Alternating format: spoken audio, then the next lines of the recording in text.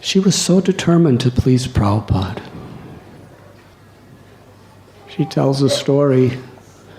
The devotees were really living in very austere conditions in India. And once they were on a train traveling with Srila Prabhupada.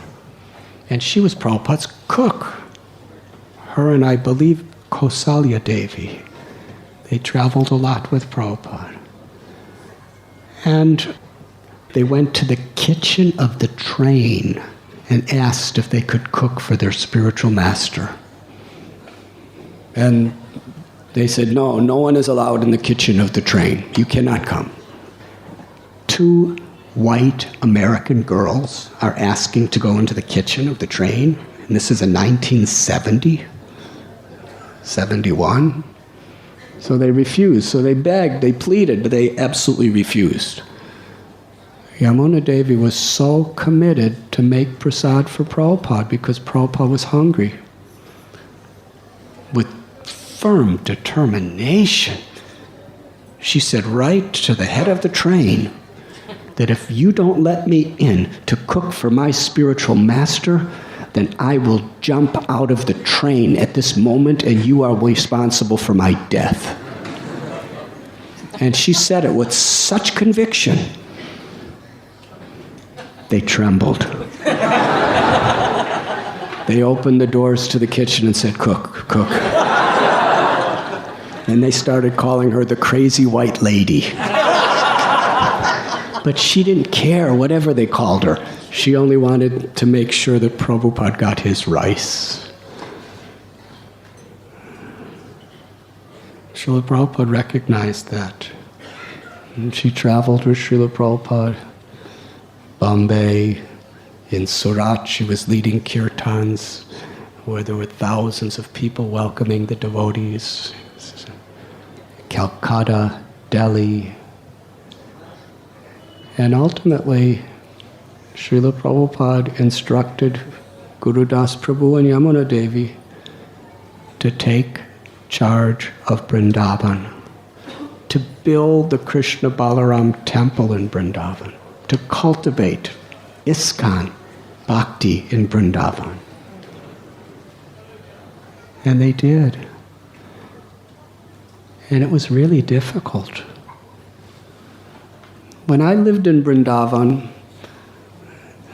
there was only one other white person there. I was just sleeping on the riverbanks and just going to holy places and doing bhajan. And it was the most wonderful thing, but it wasn't easy. But can you imagine 2 Western American white people in 1971 who were given the task of building a magnificent temple and establishing an entire movement full of challenges.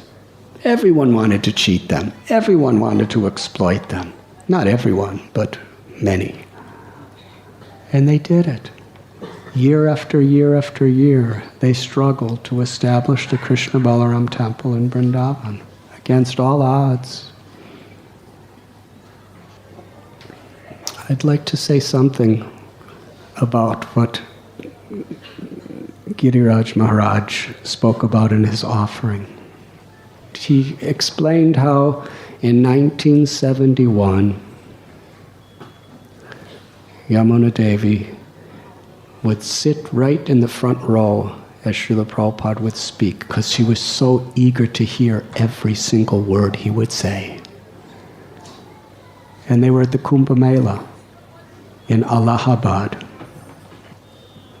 One sannyasi told her, "This is India. Women cannot sit in the first row when a Swami's speaking."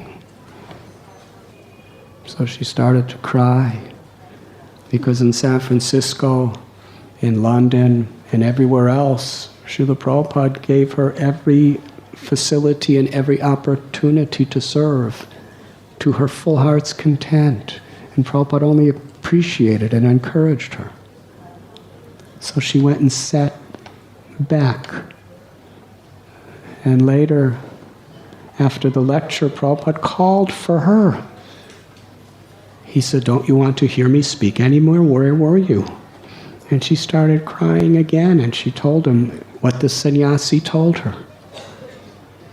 And Srila Prabhupada didn't say anything.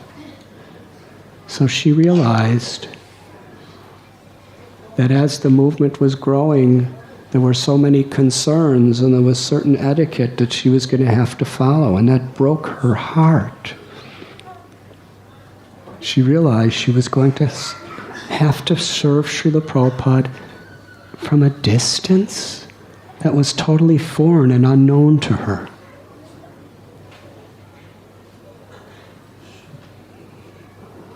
Now I'm going to give you a little my own realization of what we have heard. Srila Prabhupada was asking why she wasn't there. If she asked Prabhupada's permission to sit in the front, it seems quite obvious he would have said yes. But she didn't, because she understood from his silence that there were just certain etiquettes that people were concerned with around. And she willingly accepted Prabhupada's mission, Prabhupada's purpose, as something so much greater than her own desire.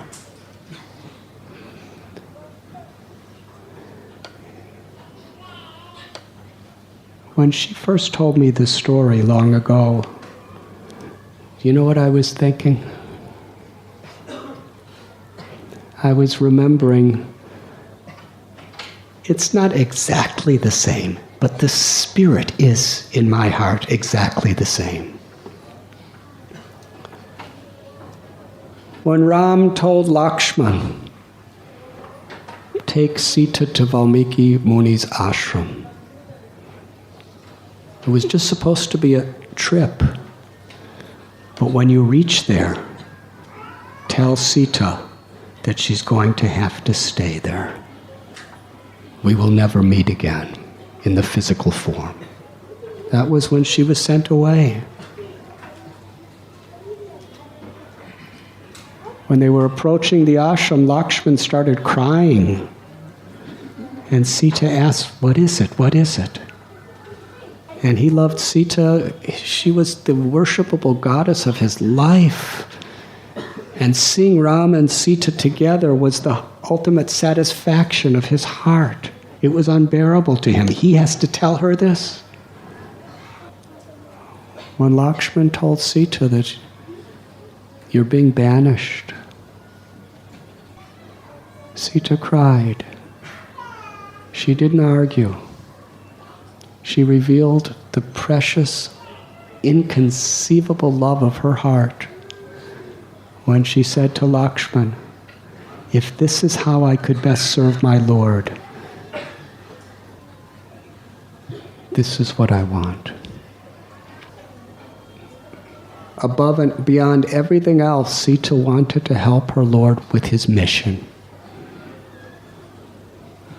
And this incident of Kumbhamela just shows the nature of Yamuna Devi's total, unconditional, unmotivated, loving service to Srila Prabhupada. If breaking her own heart helps Prabhupada in his mission, then that will be her life and soul. You were listening to Radhanath Swami on devotionalnectar.com.